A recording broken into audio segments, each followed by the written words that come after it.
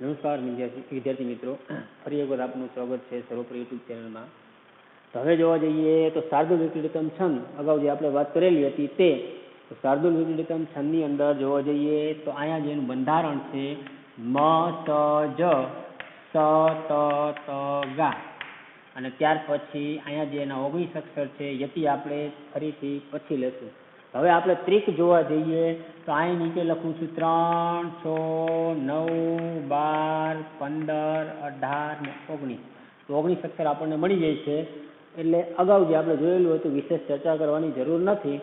એટલે કે જે ત્રિક બને છે એવા 6 અક્ષર છે અને છેલ્લો જે અક્ષર છે એ દીર્ઘ બને છે કે જે 1 છે, એટલે ટોટલ 19 અક્ષર થઈ જશે. પણ મિત્રો યાદ એ રાખવાનું છે યતિ પણ, એટલે અહીંયા હું 12 લખું છું અને અહીંયા 7મા અક્ષરે, ટોટલ 19 અક્ષર થવા જોઈએ. ખાસ યાદ રાખજો 12 અને 7. તો એને યાદ રાખવા માટે 12 જે છે એ સૂર્યના નામ છે અને એના અશ્વ એટલે કે સૂર્યનું વાહન, સૂર્ય જેની ઉપર ટૂંકમાં સવાર છે એવું કહી શકીએ છીએ. એમ ચોક્કસતા તો છે નહીં, કારણ કે સૂર્ય તો એક આગનો ગોળો છે, પણ એ પ્રમાણે સ્વરૂપ આપેલું છે કે સૂર્ય 12 છે, એના નામ છે આપણને ખબર છે, અને અશ્વ એટલે એનું વાહન છે, એની સંખ્યા 7. એટલે 12 અને 7મા અક્ષરે યતિ આવે છે, એટલે 12 + 7 બરાબર થઈ જશે 19. અને એનું બંધારણ જે છે એ મસજ સતત ગા શાર્દુલ વિક્રીડિતમ એ પ્રમાણે યાદ રાખવા માટે સૂર્ય અશ્વ મસજ સતત ગા શાર્દુલ વિક્રીડિતમ એ પ્રમાણે 19 અક્ષર હું માનું છું યાદ રાખવાની જરૂર નથી, પણ યતિ યાદ રાખો 12 અને 7. એટલે કે યાદ એવી રીતના રાખી શકીએ સૂર્ય અશ્વ, ત્યાર પછી મસજ સતત ગા, અને ત્યાર પછી છંદનું નામ એટલે કે આડાવડા છંદ એનું જે બંધારણ છે એના જે અક્ષર છે યતિ છે આડાવડા ન થાય એટલા માટે. હવે આપણે જોવા જઈએ તો આ મસજ સતત ગા જે શાર્દુલ વિક્રીડિતમ છંદ જે છે, જો પરીક્ષાની અંદર તમને આ પૂછાય કે બંધારણ જણાવો તો તમારે આ 3 વસ્તુ દર્શાવવાની છે: બંધારણ, અક્ષર અને યતિ. અને આમ જો જોવા જઈએ તો હવે પરીક્ષાની અંદર તમારે કોઈ ઉદાહરણ ઓળખાવાનું થાય તો મને ખબર છે તમને આવડે છે, હમણાં આપણે જે જોશું એ જ પ્રમાણે, પણ કદાચ લખવાનું થાય તો યાદ રાખવાનું થશે. એમાં મોટા ભાગે તમે જોઈ શકો છો કે કદાચ આપણે અન્ય ઉદાહરણ ન લેતા આપણા ટેક્સ્ટબુકની અંદર જે કાવ્ય આવે છે એના જ ઉદાહરણ આપણે લઈએ.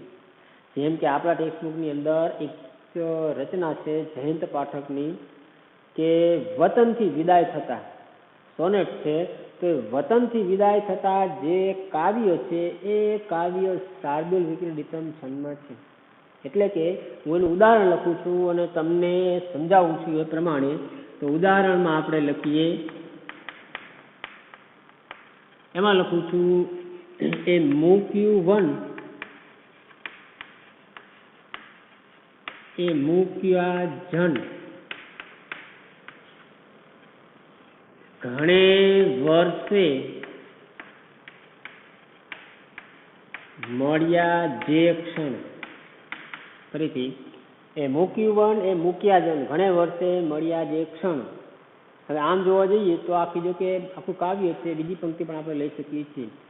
એ મૂક્યું એ મૂક્યા જન ઘણા વર્ષે મળ્યા જે ક્ષણ. કદાચ લખી જ નાખી, ચાલો યાદ રહી શકે.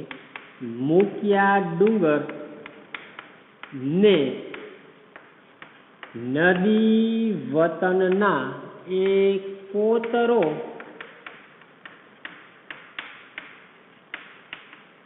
ખેતર. આ એક પંક્તિ છે જે એ મૂક્યું વન એ મૂક્યા જન ઘણે વર્ષે મળ્યા જે ક્ષણ, મૂક્યા ડુંગર ને નદી વતનના એ કોતરો ખેતર. આ એક સોનેટ તરીકે છે કે જે શાર્દુલ વિક્રીડિતમ છંદ તરીકે ઓળખાવી શકીએ છીએ. જો કે એક લીટી લખો તો પણ ચાલે, પણ 2 લીટી એટલે આપણા ટેક્સ્ટબુકની અંદર છે અને એ બાબતે આપણને કાવ્ય પણ થોડું ઘણું કંઠસ્થ થાય એટલા માટે. હવે આ બંનેમાંથી જો જોઈએ તો ટોટલ આપણે લખેલું છે કે 19 અક્ષર થવા જોઈએ. એટલે કે આ 19 અક્ષર આપણને થાય તો આપણે માની શકીએ છીએ કે આ શાર્દૂલ વિક્રીડિતમ છંદ છે. હવે કેવી રીતના આપણે પરીક્ષાની અંદર આ જ પંક્તિ ઓળખાવાની હોય તો આપણે કેવી રીતના કરશું? યાદ રાખવાની છે તો ફરજિયાત યાદ રાખવાનું છે, પણ જો ઓળખાવાનું થાય કયો છંદ છે તો પહેલા આપણે 3 ગણવાના થાય અક્ષર. એટલે 1, 2 અને 3 આ જોડા અક્ષર છે અને આપણે એક જ ગણશું 1, 2 અને 3, 1, 2 અને 3, 1, 2 અને 3, 1, 2 અને 3, 1, 2 અને 3. હવે અહીંયા આપણે આ ત્રિક બનાવેલા છે એટલે કે ઊભી જે લીટી કરેલી છે તો 3, 6, 9, 12, 15, 18 અને 19. તો 19 અક્ષર આપણને મળી ગયા. એ જ પ્રમાણે આપણે બીજી લીટીમાં જોવા જઈએ તો અહીંયા 1, આ 2, આ 3, આ 4, 5, 6 એટલે 6 તરીને 18 અને છેલ્લે ર અક્ષર વધે છે એટલે આમાં પણ 19 અક્ષર મળી ગયા. તો 19 અક્ષર આપણને મળ્યા છે, પણ આપણે યાદ રાખવાનું છે મ સજ સતત ગા બંધારણ બને છે કે કેમ, અથવા તો આપણને ખબર નથી, આ પરીક્ષાની અંદર આ પૂછાયેલી હોય પંક્તિ તો તમારે ઓળખાવાનું થાય તો આ ત્રિક પહેલા તો બનાવવાના થાય. એ ત્રિક બનાવ્યા પછી હસ્વ દીર્ઘનું સ્થાન શું છે, હસ્વ દીર્ઘ ક્યારે બને છે, ટૂંકમાં જે નિયમ છે એ નિયમથી આપણે વાકેફ હોવા જોઈએ. તો આ જોવામાં આવે તો અહીંયા હું જે નિશાની કરું છું એ એટલે કે આ દીર્ઘ છે એ તમને ખબર છે, આ દીર્ઘ છે તો પણ આ દીર્ઘ છે પણ આ હસ્વ છે. ઘણા એમ થાય અનુસ્વાર છે પણ અનુસ્વારનું તીવ્ર ઉચ્ચારણ થતું નથી એટલા માટે. એટલે કે 1, 2 અને આ 3 અક્ષર એમાં 2 દીર્ઘ છે અને 1 હસ્વ છે. એ જ પ્રમાણે જો જોઈએ તો અહીંયા હસ્વ છે, અહીંયા હસ્વ છે, અહીંયા દીર્ઘ છે. એ જ પ્રમાણે આ દીર્ઘ છે, આ દીર્ઘ છે, આ હસ્વ છે અને ત્યાર પછી આ હસ્વ છે, આ હસ્વ છે અને આ દીર્ઘ છે. એ જ પ્રમાણે જોવા જઈએ તો અહીંયા આ દીર્ઘ બની જશે, આ પણ દીર્ઘ છે, આ હસ્વ છે અને ત્યાર પછી આ પણ દીર્ઘ છે, આ પણ દીર્ઘ છે અને આ પણ દીર્ઘ છે. આ પણ હસ્વ થશે કારણ કે આ ક્ષ સંયુક્ત વ્યંજન છે, એની પહેલાનો અક્ષર હસ્વ હોય તો દીર્ઘ બને છે, દીર્ઘ છે એટલે દીર્ઘમાં કોઈ પ્રશ્ન નથી. અને છેલ્લો અક્ષર છે હસ્વ પણ આપણે દીર્ઘ કરવાનો થાય. શા માટે? તો એવું કીધેલું છે કે છેલ્લો અક્ષર છંદમાં કોઈ પણ હોય મોટા ભાગે એ દીર્ઘ જ કરવાનો હોય છે.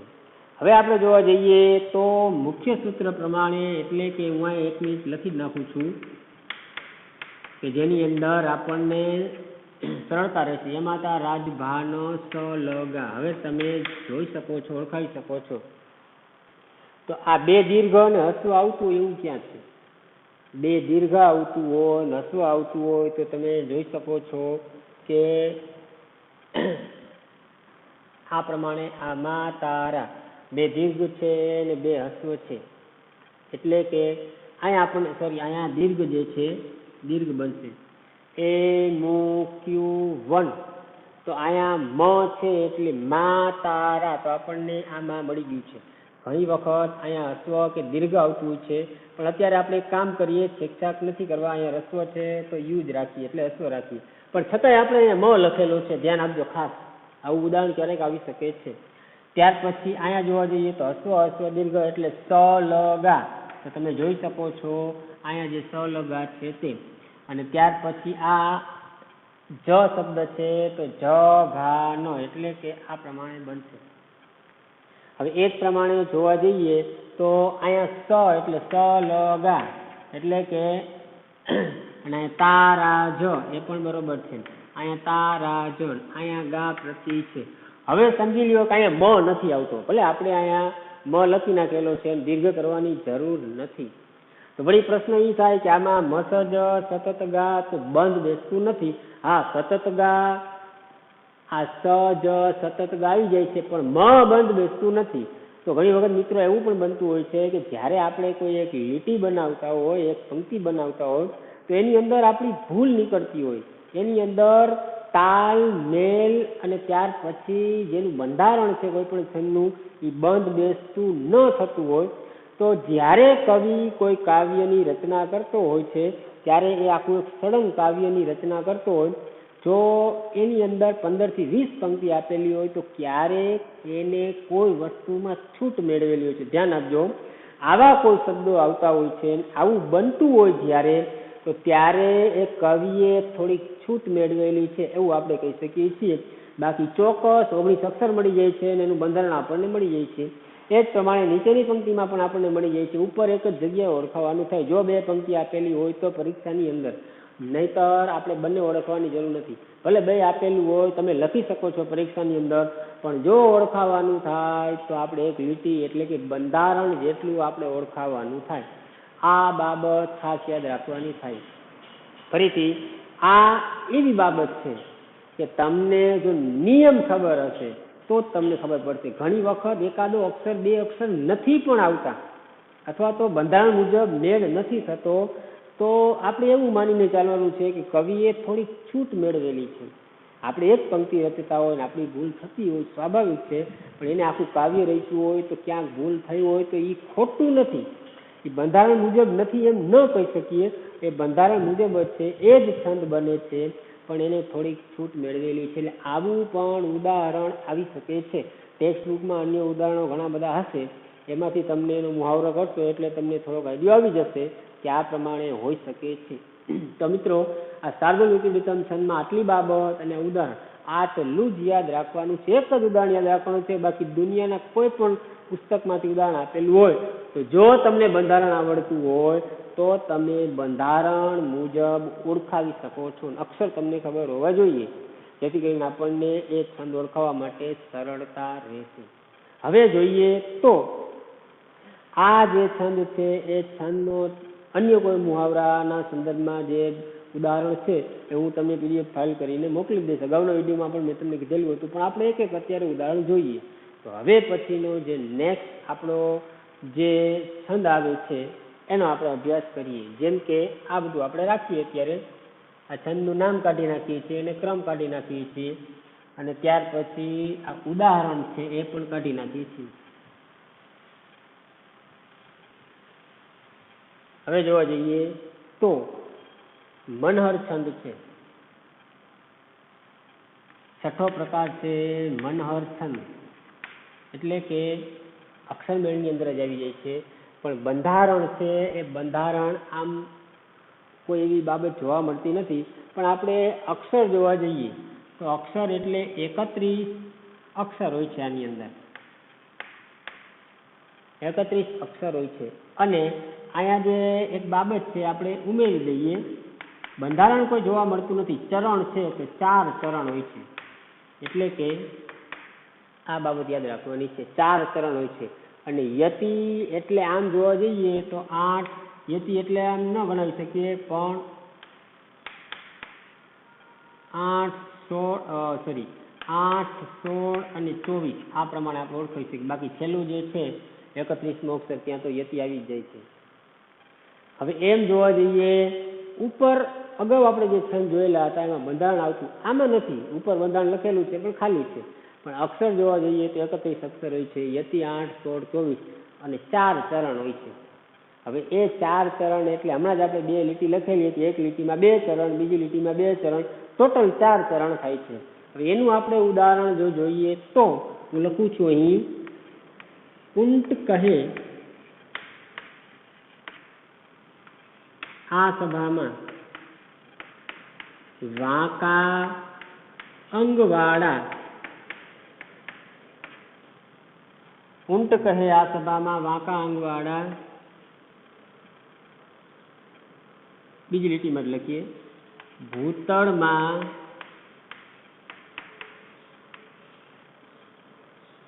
પક્ષીઓ અને પશુઓ અપાર છે. હવે આપણે ટોટલ 31 અક્ષર થવા જોઈએ તો ગણીએ તો 1, 2, 3, 4, 5, 6, 7, 8, 9, 10, 11, 12, 13 ને 14, 15, 16, 17, 18, 19, 20, 21, 22, 23, 24, 25, 26, 27, 28, 29 અને 30. આમ એક 30 અક્ષર આપણને જોવા મળે છે. ઊંટ કહે આ સભામાં વાંકા આંગવાળા, ભૂતળમાં પશુઓ અને પક્ષીઓ અને પશુઓ અપાર છે. હવે આ પ્રમાણે આપણને 1 2 3 4 5 6 7 8 9 10 11 12 13 14 ત્યાર પછી 15 16 17 18 19 20 21 22 23 24 25 26 ને 4 30 એક જ મિનિટ ક્યાંક આપણી મિસ્ટેક થઈ લાગે છે. ઊંટ કહે આ સભામાં વાંકા અંગવાળા એક જ મિનિટ શબ્દ રહી ગયું છે. ઊંટ કહે આ સભામાં વાંકા અંગવાળા ભૂંડા ભૂતળમાં પશુઓ અને પક્ષીઓ અપાર છે. એટલે કે પક્ષીઓને લખીએ, પક્ષીઓને પશુઓ અપાર. જો ઉદાહરણ એવી બાબત છે, કદાચ ભૂલ થઈ શકે છે, પણ એ બાબત ટેક્સ્ટબુકની અંદર તમને આપેલી હશે. કદાચ આ તો આપણે આપણી રીતે લખીએ છીએ, પણ તમે કોઈ પણ ઉદાહરણ લઈ શકો છો. આપણે આ બંધારણ મુજબ જેનું અક્ષર યતિ ચરણ મુજબ થવું જોઈએ. તો હવે આપણે જોઈએ તો 2 4 5 ને 3 8 ને 2 10 11 12 13 14 ને 2 16 16 ને 4 20 ને 3 23 ને 24 ને 3 27 ને 4 31. હવે 31 અક્ષર આપણને જોવા મળે છે. કદાચ અમુક ભૂલથી ભૂલ થઈ શકે છે. હવે તમે જોઈ શકો છો કે અહીંયા આપણે 8 16 અને 24 એટલે 31 અક્ષર બનેલા છે. તો 4 ચરણ છે, એટલે કે 2 4 અને 5 ને 3 8 એટલે અહીંયા આ યતિ છે. ઊંટ કહે આ સભામાં, ઊંટ કહે આ સભામાં, પછી વાંકા અંગવાળા ભૂંડા એટલે અહીંયા પણ અલ્પવિરામ છે, એટલે 8 પછી 16 અને પછી 24 એટલે કે આ 24 પણ આપણે લઈ શકીએ છીએ. અથવા તો 8 પછીના અક્ષર ભૂતળમાં પક્ષીઓને એટલે કે તે 24મો અક્ષર થઈ જશે. બાકીના જે 7 અક્ષર જે છે ત્યાં તો આપણને અહીંયા વાક્ય જે છે પૂર્ણ થઈ જાય છે, એટલે યતિ મળી જાય છે. ફરીથી આ મનહર છંદ યાદ રાખવા માટે 31 અક્ષર છે. 8 16 અને 24માં અક્ષરે યતિ હોય છે. એની અંદર 4 ચરણ હોય છે. તમે જોઈ શકો છો, આ પહેલું ચરણ છે, આ બીજું ચરણ છે, આ ત્રીજું ચરણ છે અને આ ચોથું ચરણ છે. હવે એ સંદર્ભમાં એના અક્ષર જોઈએ તો આમાં 8 આ પ્રથમ ચરણની અંદર તમે જોઈ શકો છો કે 8 અક્ષર છે. આ બીજા ચરણની અંદર તમે જોઈ શકો છો 8 અક્ષર છે. ત્રીજા ચરણની અંદર તમે જોઈ શકો છો 8 છે. આમાં તમને 7 અક્ષર જોવા મળે છે. તો હવે આપણે યતિ જોઈએ તો 8 પછી આ 8 ભળે એટલે 16, આ 8 ભળે એટલે 24, બાકી તો છેલ્લે જે 7 અક્ષર છે ત્યાં પૂર્ણ વિરામ આવી જ જાય છે. તો આપણે આટલી બાબત યાદ રાખવાની છે મનહર છંદને યાદ રાખતી વખતે, શીખતી વખતે. ફરીથી જે આ બધા મહત્વના જે છે તે એક મનહર છંદ અને અનુષ્ટુપ છંદ, જો કે બધા કરતાં અલગ પડે છે, પણ મનહર છંદ અને અક્ષર જે અનુષ્ટુપ છંદ છે અક્ષરમેળ છંદની અંદર આવે છે. એ પ્રમાણે આપણે એનો અભ્યાસ કરવાનો છે. જેમ કે ત્યાર પછીનો પ્રકાર જો જોઈએ તો અનુષ્ટુપ. હવે અનુષ્ટુપ છંદ છે એ ખાસ આપણે યાદ રાખવાનો છે. કેવી રીતના? સંસ્કૃતની અંદર પણ આવે છે, ગુજરાતીની અંદર પણ આપણને જોવા મળે છે. એટલે ધોરણ 10ની અંદર નથી આવતો, પણ આગળ જે તમે જશો અભ્યાસમાં એમાં અનુષ્ટુપ છંદ આવે છે. તો એના માટે પણ આવી જ બાબત છે કે જે બંધારણ આપણને જોવા મળતું નથી. ચાલો, તો એમાં અક્ષર છે, ત્યાર પછી યતિ છે. ચાલો આપણે બંધારણ લખીએ, પણ થોડુંક સમજાવવું પડશે. એ પ્રમાણે છે તે. અને ચરણ જે છે તે ચરણ 4 ચરણ હોય છે. તો અક્ષર આપણે જોઈએ છીએ કે 32 અક્ષર છે. યતિ એટલે કે એમાં 8 અક્ષર જ હોય છે. આ જ પ્રમાણે છે. ચાલો 8 16 24 આ જ પ્રમાણે જે છે તે. અને બંધારણ જે છે હમણાં હું લખું છું, ને ચરણ છે 4 છે. આટલી બાબત છે. ઉપર મુજબ જ છે. ઉપરમાં 31 અક્ષર છે મનહરમાં, આમાં 32 અક્ષર છે. એમાં યતિ 8 16 24 32 એ પ્રમાણે છે. અને કદાચ એમ પણ લખી શકીએ અહીંયા 32 અક્ષરે પણ યતિ આવે છે, એટલે છેલ્લા અક્ષરે પૂર્ણ વિરામ આવી જાય છે તે. હવે આપણે જે જોવાનું છે 4 ચરણ તો હોય છે, પણ એની સાથે સાથે બંધારણ જે છે તે જોવાનું છે. એને યાદ રાખવા માટે હું અહીંયા બંધારણમાં અક્ષર લખું છું, ટૂંકમાં લખું છું. કે દાખલા તરીકે આ પહેલું ચરણ છે, ધ્યાન આપજો ખાસ. આ બીજું ચરણ છે, ત્યાર પછી આ ત્રીજું ચરણ છે, અને ત્યાર પછી આ ચોથું ચરણ છે. એટલે કે 4 ચરણ આપણે કરેલા છે. જેમ કે અહીંયા આપેલું છે કે 4 ચરણ હોવા જોઈએ. હવે એમાં જે 5મો અક્ષર છે, કારણ કે એકમાં એક મિનિટ આપણે લખીએ એટલે તમને ખબર પડશે. આ અક્ષર છે 1 2 3 4 5 6 7 8. હવે એમાં જે 5મો અક્ષર છે એવી જ રીતના દરેકમાં લખી નાખું છું. 3 4 5 6 7 8 1 2 3 4 5 6 7 8 1 2 3 4 5 6 7 8 હવે તમે જોઈ શકો છો કે આ પાંચમો અક્ષર જે છે હું રાઉન્ડ કરું છું, ધ્યાન આપજો ખાસ. આ પાંચમો અક્ષર આ ચરણ જ છે, આપણે આંકડા લખેલા છે, પણ કદાચ આપણે કોઈ જગ્યાએ ઓળખાવાનું થાય તો ત્યાં આંકડા ન હોય, અહીંયા શબ્દ હોઈ શકે છે, અક્ષર હોઈ શકે છે. તો 8 અક્ષર છે, એમાં એવા 4 ચરણ છે, તમે જોઈ શકો છો દરેકમાં 8 અક્ષર છે. એમાં પાંચમો અક્ષર લઘુ, દરેક ચરણમાં ધ્યાન આપજો, આ એનું બંધારણ. પાંચમો અક્ષર લઘુ છે અને છઠ્ઠો અક્ષર ગુરુ, દરેક ચરણમાં ધ્યાન આપજો. તો છઠ્ઠો અક્ષર જે છે એ આ છે, આપણે રાઉન્ડ કરી નાખીએ એટલે ખબર પડશે. છઠ્ઠો અક્ષર ગુરુ છે. આ બે બાબત આપણને જોવા મળી કે બાકીના 1 થી 4 અને 7 8 અત્યારે આપણે એનું નથી કીધું કાંઈ, પણ પાંચમો અને છઠ્ઠો અક્ષર લઘુ ગુરુ એ પ્રમાણે બંધારણ જોવા મળે છે. અને બીજું અને ચોથું જે ચરણ છે એનું સાતમો અક્ષર હસ્વ, આપણે યુ કરી નાખીએ એટલે સાતમો. આ સાતમો અક્ષર હસ્વ અને આનું જે સાતમો અક્ષર છે એ દીર્ઘ. આટલું યાદ રાખવાનું થાય. કદાચ આ ન યાદ રાખો છેલ્લો અક્ષર એટલે સાતમો અક્ષર તોય ચાલે, પણ આ પહેલું જે ચરણ છે એમાં પાંચમો છઠ્ઠો સાતમો અક્ષર છે એમાં હસ્વ દીર્ઘ દીર્ઘ થવું જોઈએ. બીજું ચરણ છે એમાં પાંચમો છઠ્ઠો સાતમો અક્ષર એટલે કે હસ્વ દીર્ઘ હસ્વ એ પ્રમાણે થવું જોઈએ. એવી જ રીતના અહીંયા છે કે હસ્વ દીર્ઘ દીર્ઘ ઉપર મુજબ, આ ઉપર મુજબ પહેલું છે એવું ત્રીજું આવશે, બીજું છે એવું ચોથું આવશે, પણ આ પ્રમાણે આવતું હોય તો અનુસ્તુત છંદ કહેવાય. આ એનું બંધારણ થોડુંક મોટું છે, પણ યાદ રાખવા માટે માત્ર એટલું જ યાદ રાખવાનું છે કે પહેલું ચરણ છે કે જેના પહેલા ચરણ 8 અક્ષર છે એમાં પાંચમો છઠ્ઠો સાતમો હસ્વ દીર્ઘ દીર્ઘ એવો બને છે. એ જ પ્રમાણે બીજું ચરણ છે એમાં દીર્ઘ હસ્વ દીર્ઘ હસ્વ એ બને છે. એ ચોથા ચરણમાં લાગુ પડે છે અને પહેલું છે એ ત્રીજામાં લાગુ પડે છે. એટલે આ 5 6 7 5 6 7 એટલા 6 અક્ષર જ યાદ રાખવાના થાય, કારણ કે 6 અક્ષર યાદ રાખો એટલે આ બંનેમાં પાછું સમાન છે. બીજું છે એ ચોથું છે, પહેલું છે એ ત્રીજું છે. હવે આપણે આને એક ઉદાહરણ તરીકે જોઈએ, એટલે કે આપણા કાવ્યની ટેક્સ્ટબુકની અંદર જે કાવ્ય આવે છે શિકારીને, કે જે કવિ કલાપીની રચના છે, એમાંથી જોવા જઈએ. એનું જે છે ઉદાહરણ હું અહીં લખું છું કે સૌંદર્ય પામતા પહેલા, સૌંદર્ય પામતા પહેલા સૌંદર્ય બનવું પડે.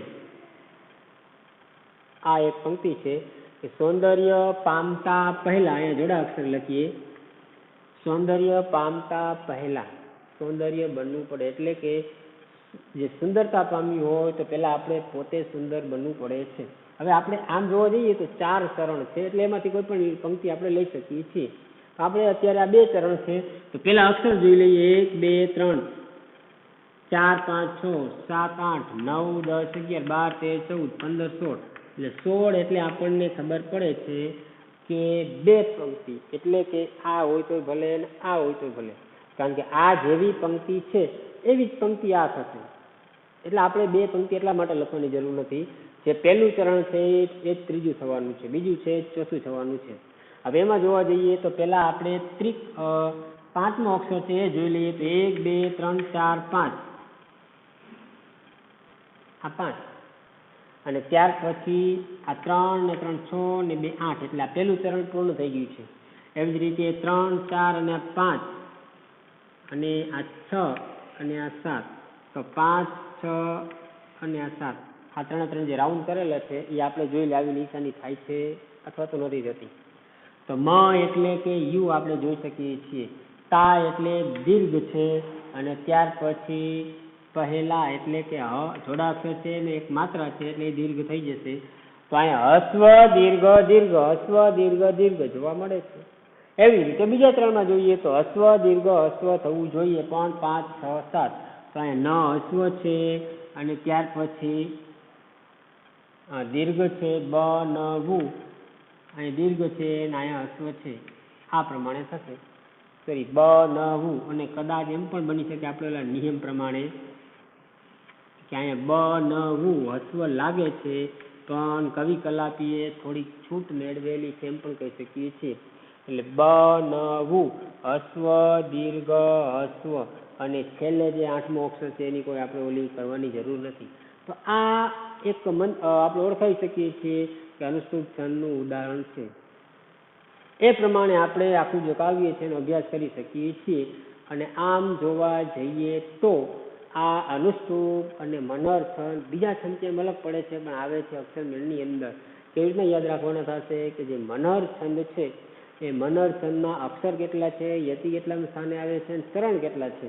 એ જ પ્રમાણે અનુષ્ટુપ છંદમાં યતિ એનું બંધારણ પણ આવે છે, બંધારણ થોડુંક મોટું થઈ જશે, અને ત્યાર પછી એનું જે ઉદાહરણ છે એની અંદર કેટલા અક્ષર છે એ બાબત ફરજિયાત યાદ રાખવાની છે. એટલે જેટલું લખેલું છે એટલું ફરજિયાત યાદ રાખવાનું થાય અને તમારે લખવાનું થાય. બાકી અક્ષરમેળની અંદર જે સ્ત્રકધરા છે અને ત્યાર પછી જે ઉપજાતિ અને જે તોટકમ જે છંદ છે એ 3 થી 4 છંદ જે બાકી છે નેક્સ્ટ વિડીયોની અંદર આપણે અભ્યાસ કરીશું.